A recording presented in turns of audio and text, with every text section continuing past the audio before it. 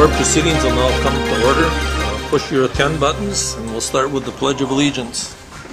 I pledge allegiance to the flag of the United States of America and to the republic for which it stands, one nation, under God, indivisible, with liberty and justice for all. Supervisor Locke with the invocation. As we gather for this meeting in 2016, we call upon our Creator to be with us and to surround us with people who care. Amen. Amen.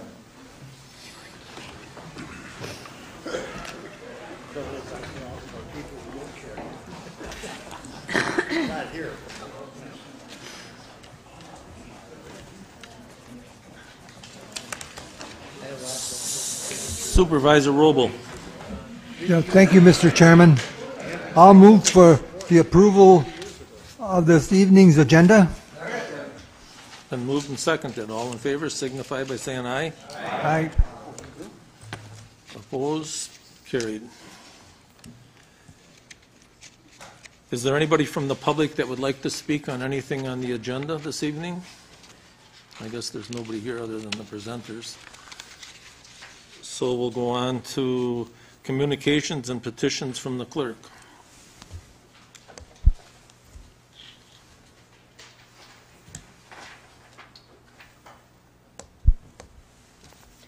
Just have three resolutions tonight. The first one comes from Shawano County, and it's to urge amending the law concerning county payment for library services, referred to the Legislative Committee. Another resolution from Iron County, a resolution to repeal the requirements of Act 55 related to shoreland zoning, referred to Planning and Zoning and Legislative. And then a resolution from Kewaunee County in support of National Marine Sanctuary in Wisconsin's Mid-Lake region and inclusion of Kewaunee's county's coastal areas. Refer that to Legislative Committee. And then I just wanted to explain why you have new directories on your desks. We marked the page, but I had listed the calendar wrong for 2016, so we've updated that to show the organizational meeting of the board in April and then the business meeting the following Tuesday. So the 19th is an organizational meeting and the 26th is the business. So you have a corrected directory now. Thank you.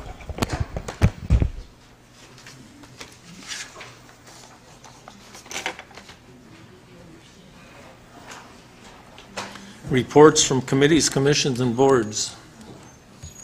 Does anybody have? Supervisor Eisen. Thank you, Mr. Chairman.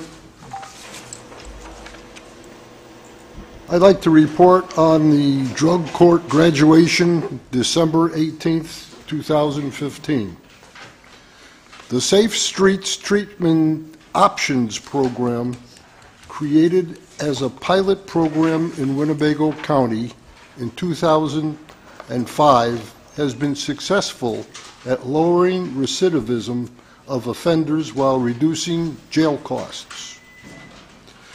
The drug court program enables violators to have a chance to avoid incarceration by abstaining from drugs and alcohol, attending education sessions, performing community service, testing for compliance, and appearing in court to measure their progress. On Friday, December 18th, 4 graduates of the program were presented, and that totals a total of 96 graduates since 2005. The program describes the primary purpose of the Winnebago County Safe Streets Initiative, which is the committee that is interdepartmental and intergovernmental. The purpose is for community safety. We are seeking a balance between punishment and rehabilitation by providing alternatives to incarceration. Our focus will include treatment and programs to instill accountability in citizens involved in drug and alcohol-related offenses against our community. Our intent is to effectively use both government and community-based programs. The goal is to have a more productive citizen upon completion of these programs, thereby lowering the rate of recidivism. I would invite anyone who would like more information to inquire of me in respect to that program. Thank you, Mr. Chairman. Supervisor Locke?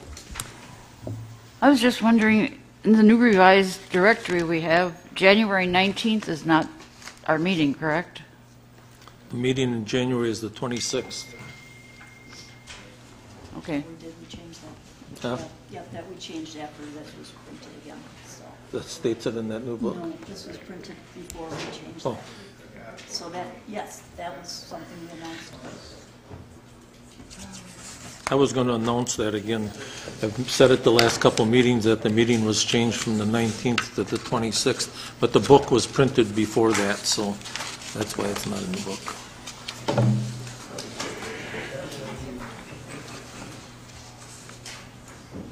Any other correspondence? You have? Supervisor Hardy, Supervisor Wingren, Supervisor Brewer had asked to be excused from the meeting this evening. Executive Harris says he had another appointment and wouldn't be around.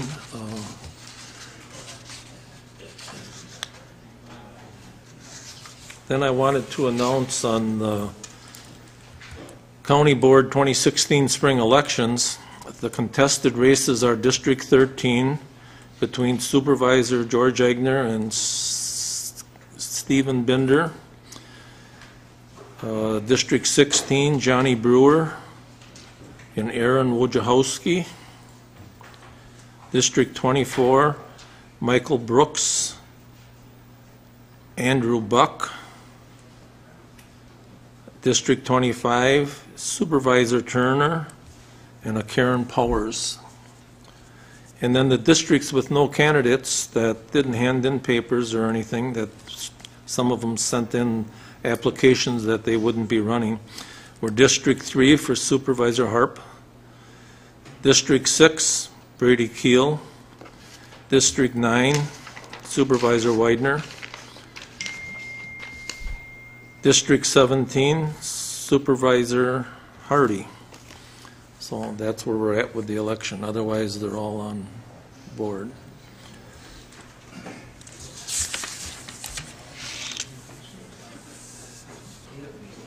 At this time, I would like to ask Bob Merriman, that's Chief Financial Officer, and Greg Schellbetter from Switchgear Power Systems to come up and give us a presentation on our Industrial Development Board loan that we get loaned to them, and they'll be telling us what they do and how they use the money.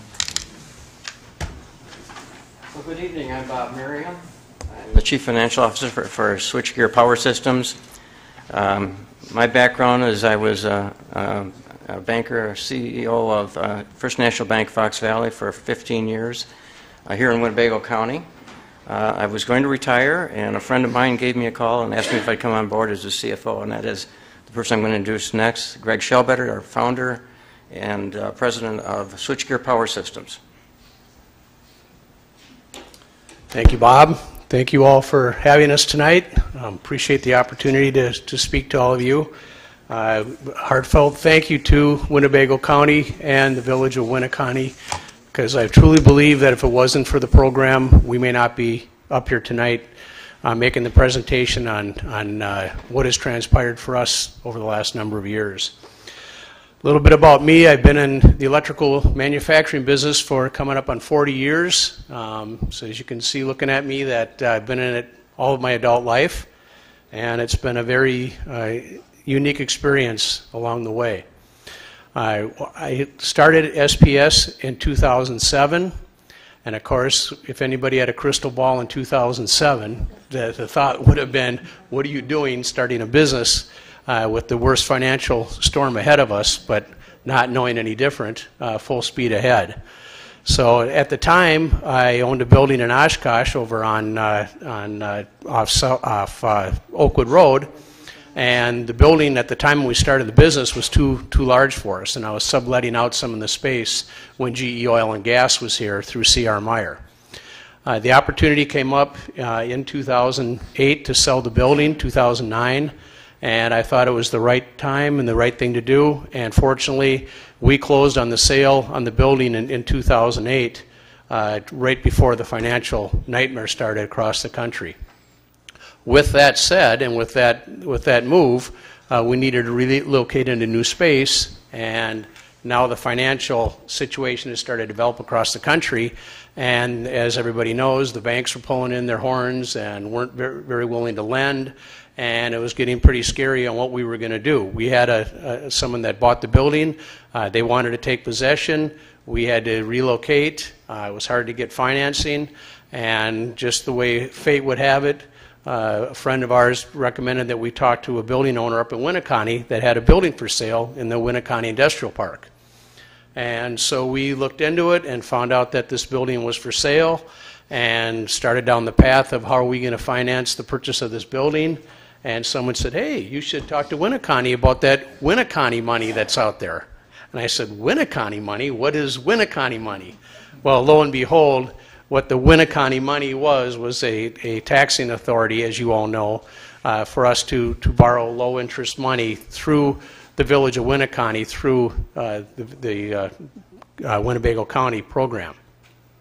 We had to participate with some matching funds, which we were capable of doing, and when we moved into the building at midnight, January 1st, 2010, in a mad dash to get out of the other building we were in, we started out in Winneconne with 28 employees and 20,000 square feet, and that was 2010.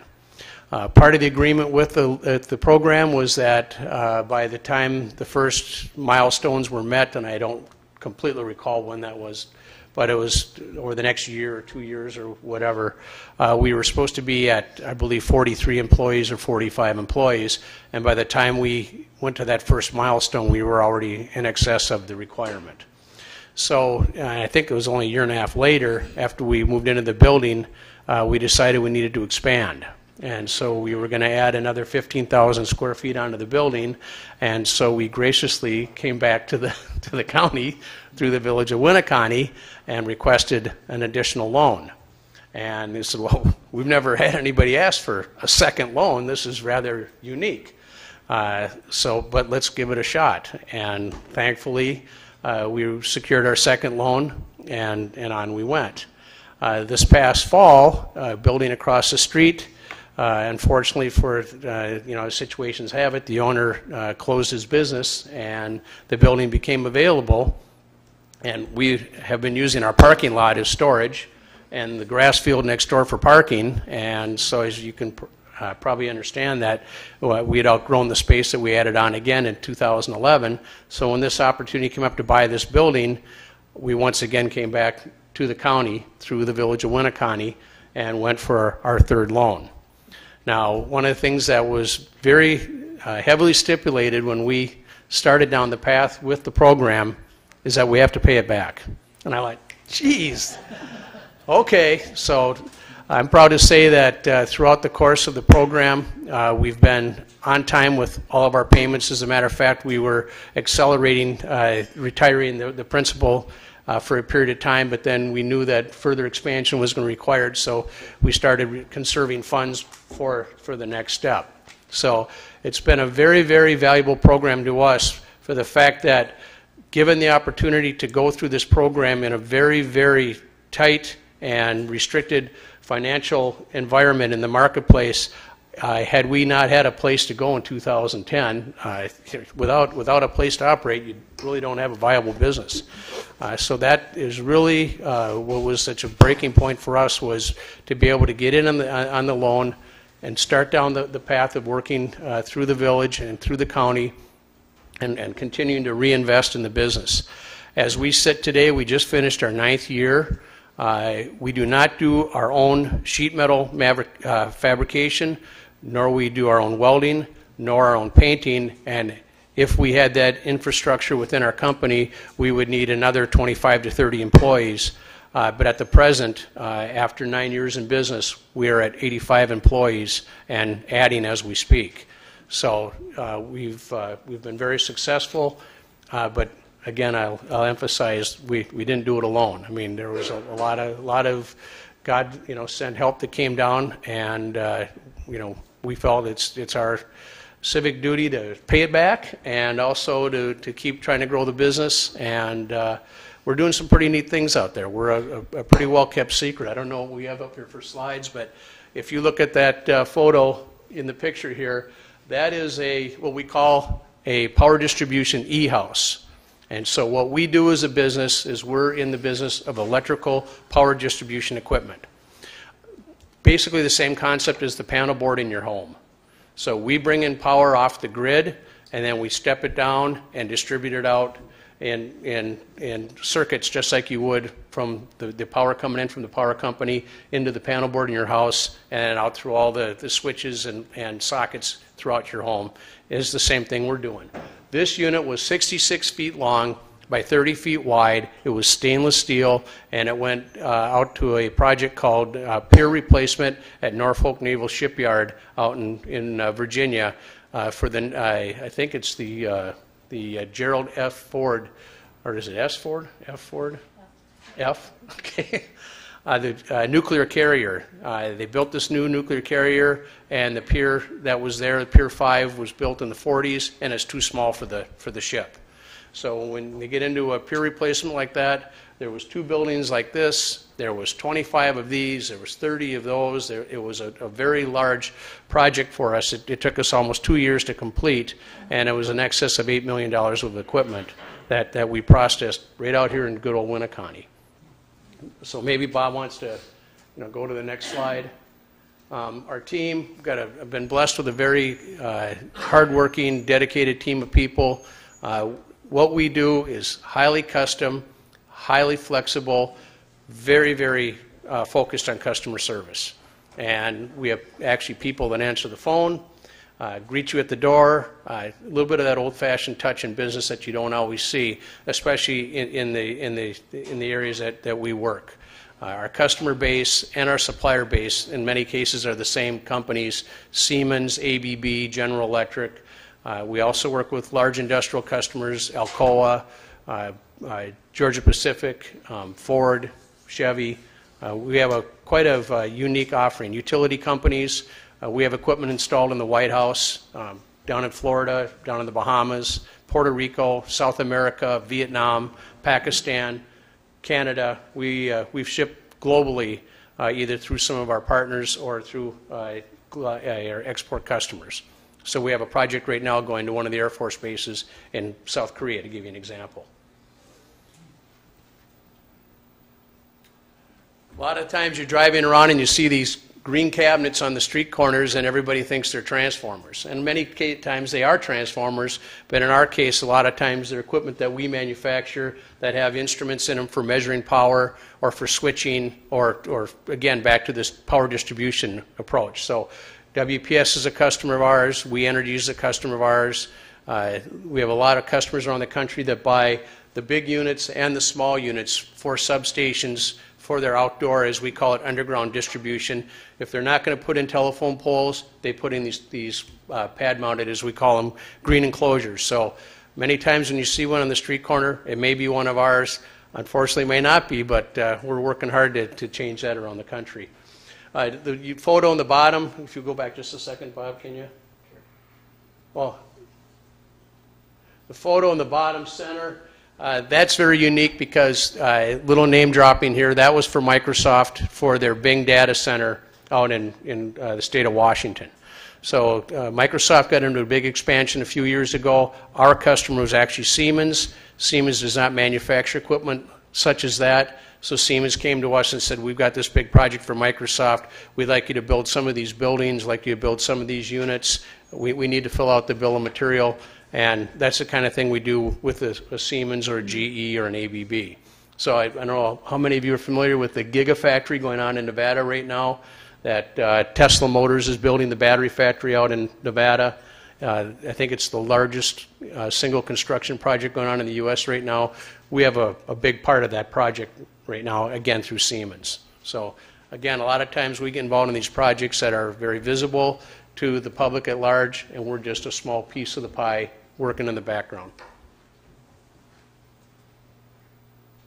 So a lot of these photos, just basically different types of product mix. What the theme that will resonate through every slide that I show you again is highly custom, highly engineered electrical equipment. We work all the way up to 35,000 volts. So you look at in your home, high voltage in your home would be 240 volts for your dryer or for your stove. We don't even really do much at 240 volts unless we'll put a panel board in our house that looks like the panel board in all of our homes. And so we buy those from Viking Electric or Gray Bar or Wesco and incorporate them because it's too small for us. Our circuit breakers roll on the floor. They weigh about 600 pounds and they cost $20,000 versus going and buying a breaker at Menards for 65 bucks. So it's pretty interesting scale we operate in. Some different photos of different types of equipment. Shell Oil down on the bottom, VA Hospital up in Spokane up in the top left, a wind farm in the top right, University of Iowa on the bottom right, Pennsylvania Power and Light on the bottom left. Again, as I go through this, it just gives you kind of an idea of how far we reach and the unique types of projects we get involved in. The photo down on the bottom left is kind of unique, and that is an emergency outage trailer. So if you have an outage at a substation, they can actually hook a truck onto this thing and wheel it over to the substation and plug it in so they can keep the substation operating in case of an ice storm or animals would get in there and blow up everything because they get across the lines, that kind of thing. So we're building 4 of these right now for the rail transit system up in Boston, where they need to wheel those in if the substation goes down. And I think we've all seen on TV, no one likes when the trains don't roll.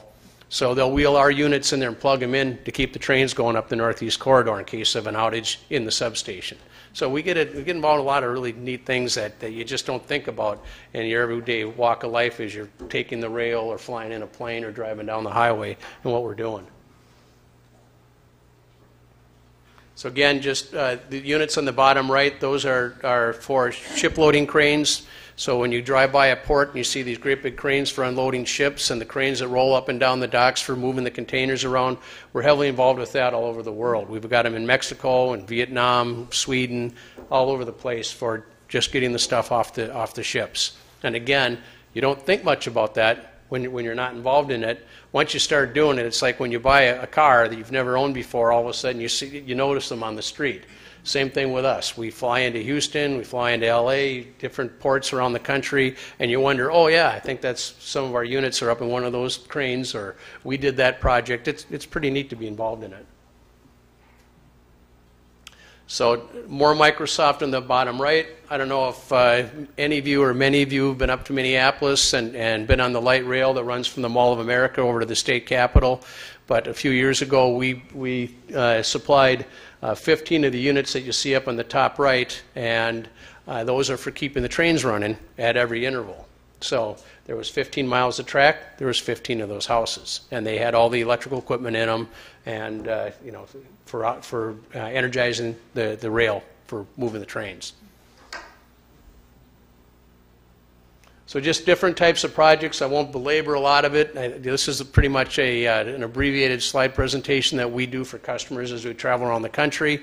What we'd really love to have you do is come out and see us. Come out and look at the operation and see what we've done with the funds that you've helped us get to where we are and where we're going. We're not done expanding in Winnebago. Business is continuing to be strong even in a very volatile economy that we're in. Good thing about what we do, everybody wants those lights left on, and that's part of what we're involved in. A lot of the infrastructure, we all hear about aging infrastructure around the country. Utility companies have pushed the envelope far enough now that the stuff is got to start being replaced, and that's what we're involved in some very large programs on the East Coast and in the Midwest and on the West Coast, replacing a lot of this equipment that's 40, 50, 60 years old and amazingly still operating, but nothing lasts forever. And so the opportunity exists in the marketplace right now to take advantage of it. Without our custom capabilities, without our engineering capabilities, without our attention to detail, without the quality that we provide, we would not be able to participate at the high level we do with some of the biggest names in the industry when it comes to Potomac Electric Power and Florida Power and Light, and you know, these utility companies are very, very demanding, and they expect excellence, and we deliver it. And again, we have to have the ability to reinvest in the business, and again, thank you. It came, you know, from a very good source. This is a very large project we did for Georgia Pacific. It took us 2 years, and one of the hallmarks of the success of the program was our thorough testing. So when we are testing our equipment, there's a very, very large focus on that. We have people come in from all over the world in what we call FATs, which is first article testing, and or factory authorized testing or factory acceptance testing. There's different names for it, but our customers come in and they spend money in Winnebago, they spend money in Oshkosh. We have teams of people come in for a week at a time, and we hope that the ripple down effect in the economy is felt based on just what we're doing up in Winnebago. Because I think everybody knows Winnebago doesn't have a hotel, so Oshkosh benefits. So just different projects. Again, we're very focused on safety. We're very focused on process and procedures, and it's working very well for us. These are some of our customers, some of our vendors, and some of the recognized names that a lot of us here in the room would note that we're working in a very stable and very strong environment when it comes to our customer base and our vendor base. So, And then, would you tell them, like, so you borrowed how much money from our Industrial Development Board? The first round, we borrowed $795,000, which was $50 from the Village of Winnebago. The Village of Winnebago loan was a 5-year loan. But based on the interest rates and the amortization and the balloon, we decided to retire the Winnebago loan after 1 year, which went a long way in developing some consistency and some credibility on our ability to pay. Then in 2011, the second loan was $600,000, and now the last loan was $275,000. And again, I'm very proud to say that we're actually ahead of schedule, and I believe we have actually re-upped loan number 1, extended it 5 more years. And again, if you came out and saw what we're doing and see how we run the business, we heavily reinvest in the company, in tools and equipment.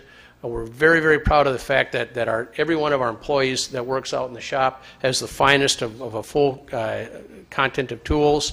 In engineering, we have the best computers. In accounting, the best software. I've really made it a strong focus of putting the business and the people that work there first. We just restructured our entire wage scale. It's not easy always recruiting people to work in a rural community. There's a lot more, infrastructure in Oshkosh and Appleton and the larger communities where when you have people come out and interview, they know they're going to maybe have to drive a little further if they don't live in the area. There's a limited selection of restaurants, and as I mentioned, if you have car trouble or you're going to work late, there isn't a hotel. So we have to be competitive with the larger communities, and so we restructured our wage structure to make us much more competitive on the pay scale with what's going on at the larger companies in the valley. So it's a reinvestment in people, in equipment, in facilities.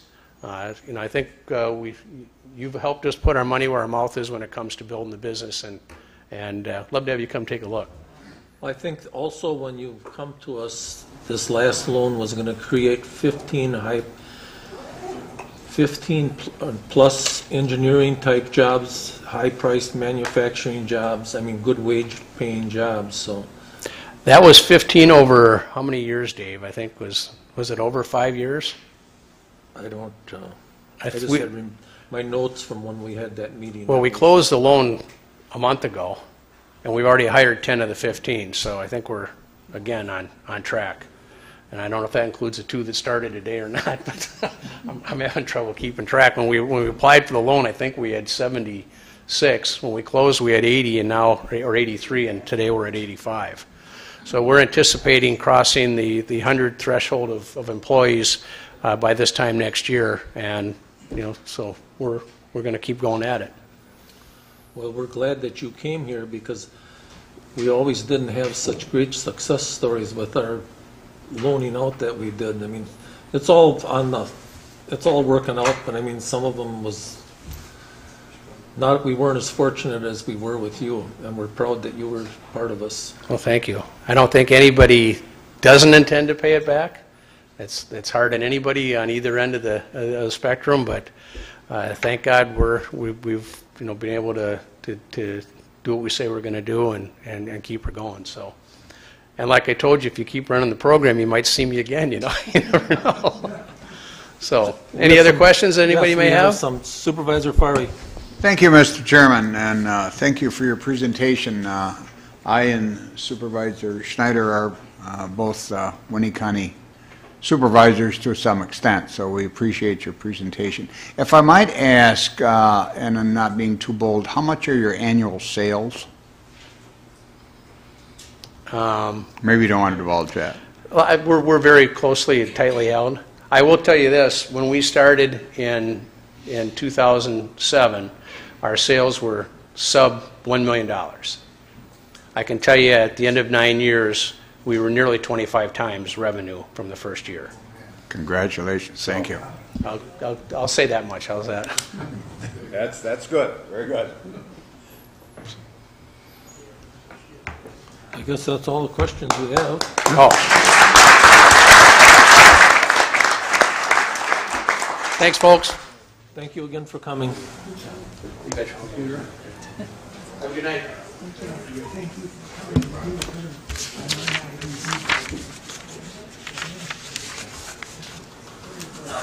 And now we'll have the Winnebago County Housing Authority and Properties and Program presentation by Susan Van Houweling, the Executive Director of there.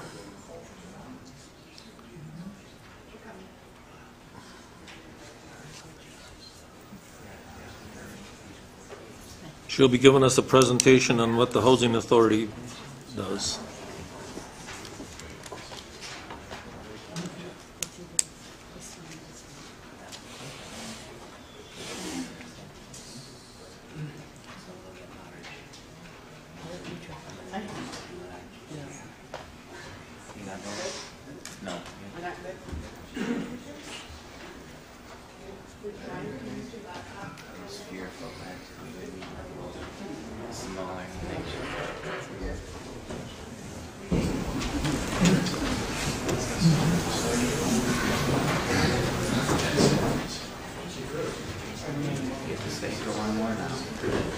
Don't you love teamwork? No, it's because they're in the electronic business. Yeah. See, he didn't show a slide. He gets a of little that, more time. but he gets has a little all more of that time. stuff.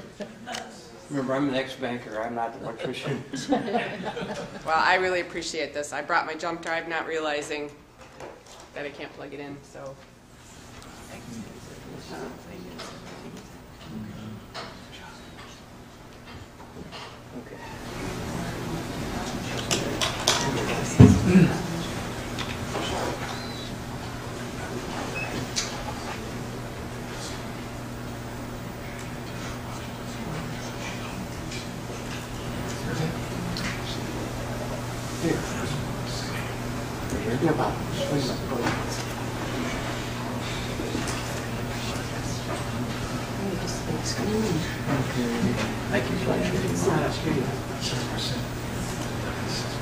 There it is. All right. Thank you, sir. Sure. Thank you. Sorry for the delay. Well, first up, I'm Sue Van Houweling. I am the Executive Director of the Oshkosh and Winnebago County Housing Authority. And this is Justin Mitchell. He is the head of our home buyer program and also runs all of our scattered site family programs. Sorry, I think I'm going to go this way just so I can see where we're at. Briefly, our mission is to promote an adequate affordable housing economic opportunity, suitable living environment free from discrimination, and to make sure that we provide safe, decent, affordable housing, not only in our housing, but in the Housing Choice Voucher Program, where we have private landlords that house many of our participants. Housing services provided. We maintain over 650 affordable rental units, including families, single, disabled, and elderly. We administer, in fact, right now we're at 413 vouchers, and that's what our contract is with HUD. We own 3 CBRF group homes. All 3 of those are managed. The programs are managed by Winnebago County Human Services, so I work with Bill Topel and his group on that program. And we also coordinate a family self-sufficiency program and facilitate a home buyer program. Some of you, this is now an Oshkosh Housing Authority project, but we just completed, as of the 31st of December, a $8.5 million renovation of Mainview Apartments, which we are now calling Ralph Place. Many of you know that that building was originally Ralph Apartments, and so we have gone back to the original name. We've actually added a very nice theater in there for the residents, remodeled the dining room, remodeled all of the units, and so we are very, very proud of this building. I'm hoping either in April or March, March or April, when we have one of the gallery walks, that'll be open for everyone to come on in and see the property. This is just real briefly, the top are the properties that the Oshkosh Housing Authority owns, and then down below we have Foxview Manor in Omro, Riverside Apartments in Winneconne, and then we have 86, Winnebago County Housing Authority has 86 scattered sites throughout Oshkosh, Neenah, and Menasha, with the majority of them being in Neenah, Menasha. There's 24 in Oshkosh, and the rest are Neenah, Menasha. Winnebago County Housing Authority also is the host to the Housing Choice Voucher Program. That's what I touched on briefly before. This provides low-income households the opportunity to choose decent, safe, and affordable rental housing in the private market. As you know, we own property, the Housing Authority owns properties that we are the owner and the landlord, but yet those 413 vouchers, they can go anywhere within Winnebago County to rent from a private landlord that is willing to participate in the program. Briefly, this is some of the criteria. I think a lot of times people want to know, who gets to live there. They have to be income eligible. In public housing, you have to be below 80% of the county median income. I will tell you that the vast majority of our residents are below 50% of the county median income. We do criminal background checks, drug-related activity checks, citizenship or legal status. You cannot live in any federally funded housing if you are on the lifetime sexual register. Also, all housing authorities, now this was implemented maybe 5 years ago, where if someone owes us money, they will not get into any other public housing agency in the country. So vice versa. If, say, somebody owes Chicago or Baton Rouge, it shows up. We look at that schedule through HUD, and they do not get into our housing. There are exceptions if there's a pay arrangement, if there's a payment plan, and they've been making their payments to that agency, we may make an exception. In our world, and unlike the private sector, if we deny someone housing, they have a right to appeal that. And sometimes they have a real valid reason. I mean, we stick strictly to our criteria, but they have a right to appeal that, meet with a hearing officer, and sometimes there are extenuating circumstances that they're allowed to move in. We do check the rental history, utility payment history, and of course credit history, as all good landlords should. Winnebago County Housing Authority, also we have a family self-sufficiency program. They voluntary program for people who are in the Housing Choice Voucher Program or in the Winnebago County public housing can participate in this. And basically what that is the short answer is, as someone's rent increases, they pay more rent. but that subsidy that they were getting prior to their income going up goes into a savings account for them. We've had some graduates, a couple, that have gone on to the home buyer program with $14,000, $15,000 down payment that they've earned from the self-sufficiency program. That's really, really important to me, is to help people become self-sufficient and be able to move on, and then we can help more people do the same thing. That's good. These are just some of the people we help.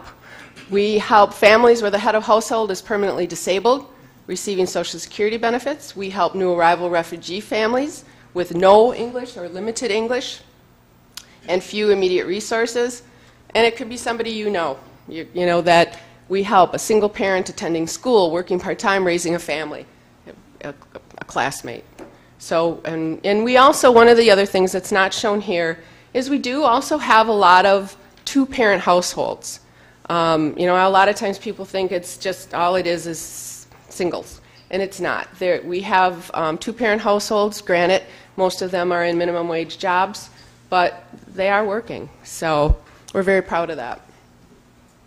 Homebuyer services. We provide down payment financial assistance, closing costs financial assistance, financial counseling, home ownership counseling, home rehab financial assistance, and housing redevelopment.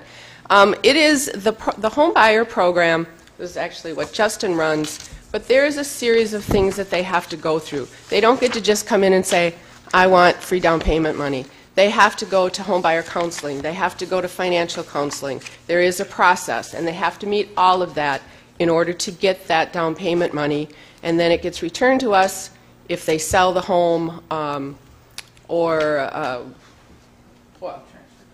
if they sell it or whatever, then we do get that money back at the time of closing. Yeah, a success story. I had to throw that in for Justin. This is one of our recent home buyer families that we're so excited to get a home. We do collaborate a lot with the city of Oshkosh. We're right now collaborating on what we're calling a twin dominium for disabled and Habitat for Humanity. So we do work a lot with the Habitat. We also had, in 2009, $1.2 million in NSP, or Neighborhood Stabilization Program dollars, and we were able to purchase 18 foreclosed homes in the Oshkosh and Neenah, Menasha area. 8 of those we actually rehabbed ourselves and then sold to. The rest were in conjunction with Habitat. This was the first, Marion Manor, which is Oshkosh Housing Authority, was our first getting into the low-income housing tax credit world. Some of you may be familiar with that, but that is where you apply to the Wisconsin Housing Economic Development Authority. It is an IRS program, and you get tax credits, which you then sell to an investor who then gives you the money to rehab your property. That's like the really, really short explanation. It is bundles of books and documents and forms, as Mike Norton, there he is, who had to sign a lot of those as our chairman of our board. But that is Marion Manor, the rehab that took place there. The next one is, this is the 40 family units in Menasha. I didn't want to put the before and after because I didn't want this to be too long, but with those properties we added new roofs, we added the front porches, we gutted the units. These were built in 1979, well, early 80s, and we call them the Menasha 40 because they all look the same, and I'm going to be really blunt, they're just really ugly. So we have made them a lot prettier. They are now have garages, and the families have some nice homes to live in, and these are all in Menasha. But again, we do also have homes in Neenah. This was all done with capital fund money. In the public housing world, we have operating subsidy we get from the federal government and capital funds. And the two of them is what help us run these programs and remodel when needed and for upgrades. Now, this program will be done, these units will all be done at the end of March. Then we will be moving on to the other units, upgrading bathrooms, upgrading kitchens. We spent a lot of money in some of our other public housing. We're going to be focusing on the scattered sites now. Oh, that's a kitchen, brand new kitchen at the scattered site. This is Riverside Apartments, Winneconne, and also Foxview Manor and Amro. They basically are the same building. We did this renovation in 2010. It got cut off, but I'm pretty sure it was 10, 11. And this was our second.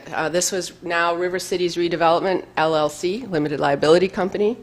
And as you can see, we totally gutted the kitchens, made those nice and new. We added balconies on all of those units. The top floor in Winneconne, it's really pretty. I mean, you can see the river. It's very nice. Amro is also nice. It just has, unfortunately, the garage in the city garage in the way. But we're very proud of both of those properties. And we were having a hard time keeping occupancy because they were just getting in pretty rough shape, outdated, very institutional looking, and now we're always full. This is Court Tower. I was looking back there when I was sitting. I see the picture of the old courthouse, and Court Tower is built where the original court, I don't know if it was the original, but the courthouse before this one was built, and that is where Court Tower is now. That project was a $20 million total project that we completed in December of 2013.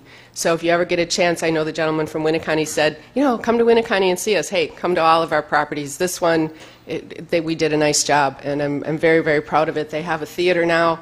Their kitchens were remodeled. They have washers and dryers in their units, and some of the units have balconies. And I know someone out there is thinking, how come you only put a few balconies on? Why didn't you put balconies on all of them? Money. Couldn't afford it. Could only do what we could. And it's really a good thing we didn't. We have residents that live there. This is a very mixed population of elderly, disabled, and some people did not want a balcony. I don't want a balcony. So it worked out very well for us. Ralph Place, as I mentioned, we finished that. We finished the units, actually, at the end of 14, and now this year we also have, with this project, it was capital fund money, but it was also state and federal historic tax credits. So we had to wait till we got that all settled with HUD and sold the tax credits, which we just did. We got our first payout in December. We're going to get another payout in January. So that helped us, allowed us to refurbish the first floor of the building as commercial space. So hopefully soon I will find a renter for that. We've really fixed it up nice, and there is now a theater. The dining room has been totally remodeled, and it doesn't look, again, so institutional. This is Cumberland Court. This is, again, an Oshkosh property, but, you know, my world is all of it. I don't tend to separate too much, but, and it is all part of Winnebago County. This is 72 units on the west side of Oshkosh. We just got 2 allocations of tax credits for this property. Construction and remodeling will be starting March 1st is when we close. You will not recognize these buildings after that. Justin, hit the next. There we go.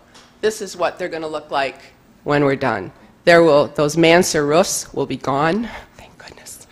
And in fact, I'm hoping within the next couple weeks to send out a letter to all of the single-family homes along there to let them know what we're doing, so when the construction crews come in, they won't be so shocked. Just very briefly, Housing Authority is set up under state statutes of Wisconsin. I don't want to bore you with a lot of details, but we are housing authorities are, I should say, we're state entities, we're not federal entities. We don't rely on any city tax dollars, any county tax dollars. We are totally funded by the federal government and tenant rent. We do get some home dollars, which is still federal dollars, through the state, but it's no tax dollars. Keep going. Commissioners are, oh, this is just that's okay. It's just kind of the flow. Congress sets the laws. The law then goes to HUD. HUD then makes the regulations, which gets to the Housing Authority, and the Housing Authority sets the policies based on all of that. And there's just constantly things going on and changes that have to be made. Okay. Again, no county, and really the biggest connection between the Winnebago County Housing Authority and the county is the fact that the county executive appoints our board members.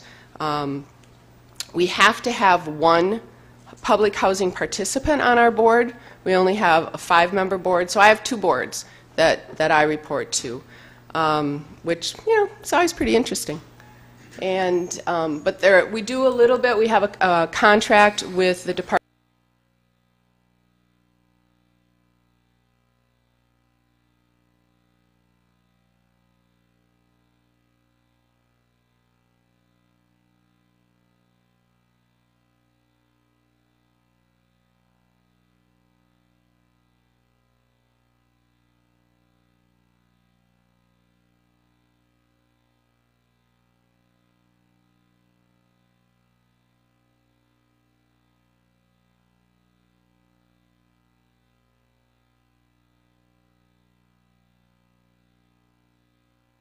We will, hopefully in January, implementing online applications. So from the library, any public facility where there's a computer, applicants will be able to, or their own computer, they will be able to just go online, fill it in. If a section isn't completed, it won't let them hit the submit button, and it'll be a lot easier. It's really going to one of our employees released her from about 70% of her work is just putting in applications that come in. We probably average, I would guess, close to 40 to 50 applications a week. We have about 1,200 people on our waiting list right now.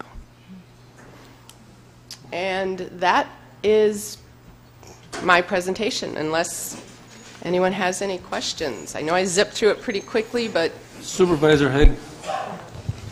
Thank you, Mr. Chairman. Thank you for your presentation. I've been on the board almost 6 years now, and this is the first presentation that I believe that we've had from the Housing Authority, so I greatly appreciate the education you provided for us. It's maybe coincidental that I know where one of the scattered sites is. It just happens to be right across the street from my father-in-law. And I guess my question is, how do the scattered site homes affect the property values of the surrounding residences? To my knowledge, they don't. I mean, we try very hard. We're very open to people call us if the grass is too long or it's not shoveled or whatever. I know for some of the sites it's obvious. I mean, it's obvious to me because they may not have a garage or they just have a shed, so that's kind of a good, it's housing. But for the most part, we really don't have, I don't have any data that tells me it lowers the value of the homes around.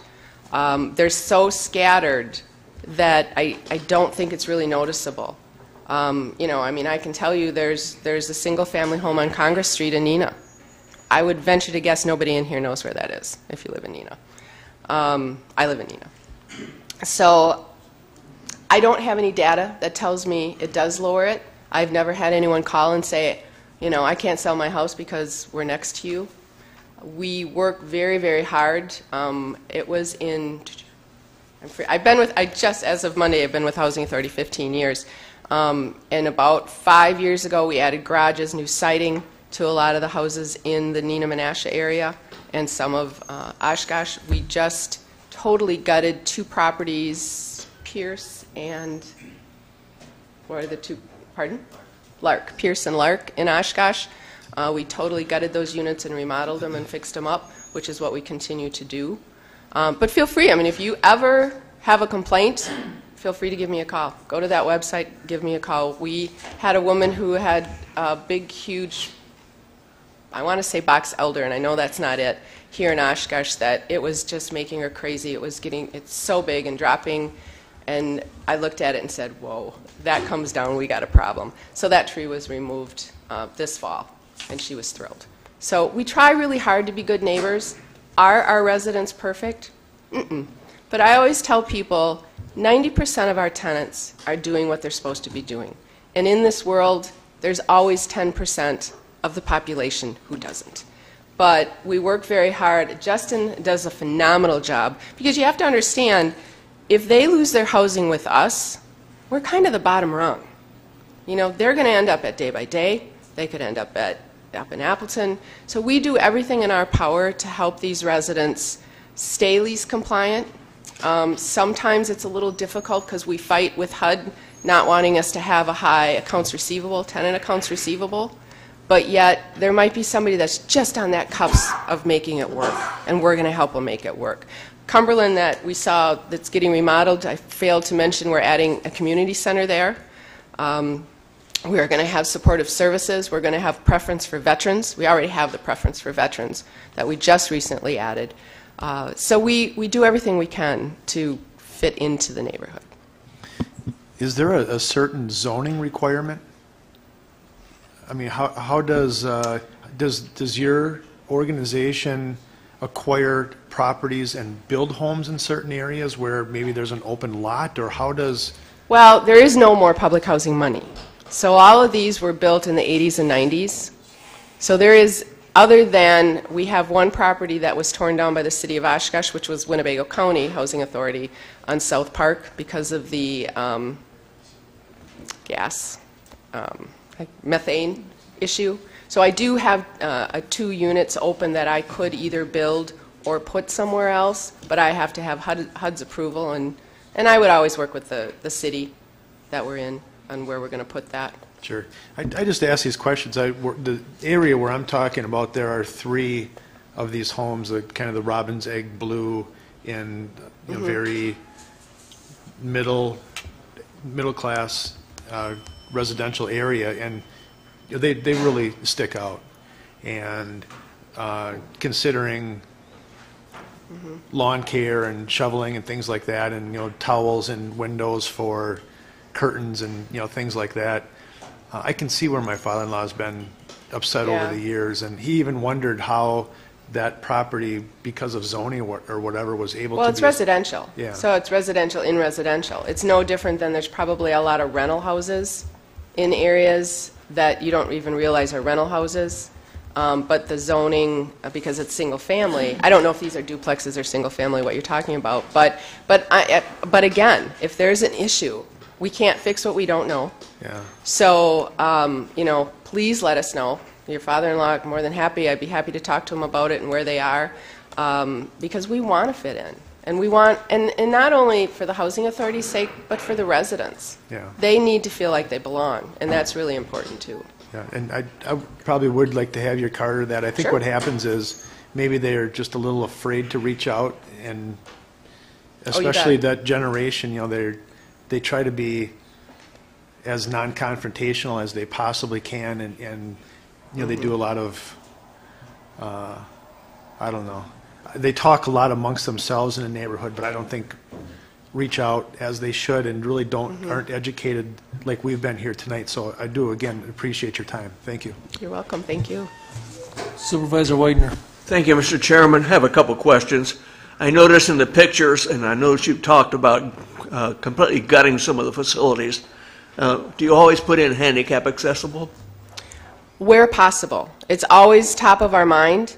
But if there's a 2-story, unfortunately, when they were originally built, some of the units, all the bedrooms are upstairs, and there's just no room on the first floor for that bedroom. But we do, in fact, the Menashe units, we added powder rooms on the first floor. All of our big buildings, Court Tower, Mary Manor, Fox River, they're all handicap accessible. And all of the, you have a certain percent that you have to have what's called fully accessible. So we even in Court Tower, we have some units where the cabinets under the sinks come out. If someone who is needing that full accessibility, we can adjust and fix that for them. But when it comes to the scattered sites, it's a little tougher. At Cumberland that we're going to be remodeling, we will have, I'm not going to quote the number, but we are going to have fully accessible units. But in the family units, it's not as prevalent as it is in the bigger buildings. But all of those are have accessibility. Okay, so I just looked at some of the pictures in there. I noticed there were not grab bars in the bathroom. Some of those would not require a bigger area. So Was it a wheel-in? No, it was just in the but bathtub? Even so, someone getting off a toilet may need a Right. grab. I didn't see those in there. In our big buildings, we do have those. In our scattered site, single-family homes, not so much. But we will put them in if someone requests it, Most of the new remodeled units, we will put the backing in, because some families don't want them, but the backing is there, so we can easily add those grab bars if requested. That's a reasonable accommodation that we will always meet. Okay, second question I have is in your initial eligibility chart, you talked about had to be legally, not citizens, but legally here. Okay, then you also talked about the refugees coming in, having refugees. Do they get a special, do they come illegal because they're refugees per se? I'm going to let you answer that, because you are the more expert. Sure, that slide references citizen or other legal status, and if you come over as a refugee, you are you have legal status. Okay. And so the majority of the refugees fall into my programming, which is our scattered site family programming, large families, and about maybe 15% of our units are refugee families. But then they have to provide all that documentation. We do a background check with HUD, and it's pretty extensive, the documentation that they have to provide. And that's for every person in the household, not just the adults. So. And just one last question. What is the county median salary? He's got it. You came prepared, thank you. I don't know the numbers by heart. I do have it. Just for reference, family of 4, 80% would be 56,100. Okay, thank you. And then you add, or give or take, like 5,500 per household member. Thank you. Supervisor Smith. Yes, thank you, Mr. Chairman. You answered pretty much what I was going to ask, Susan. This was about legal status. Do you check in some cases where there are people that are moving in with people that are here legally and then have others come in who are not legal? We do our best. We don't always know. It's kind of almost even a lot of times we run into issues where we'll have people call us and say, we think there's somebody living there that's not supposed to be there. Because when you move in, you tell us who's moving in and everyone's checked. Sometimes we get a boyfriend or a girlfriend that'll move into, and we have to do our best to find out.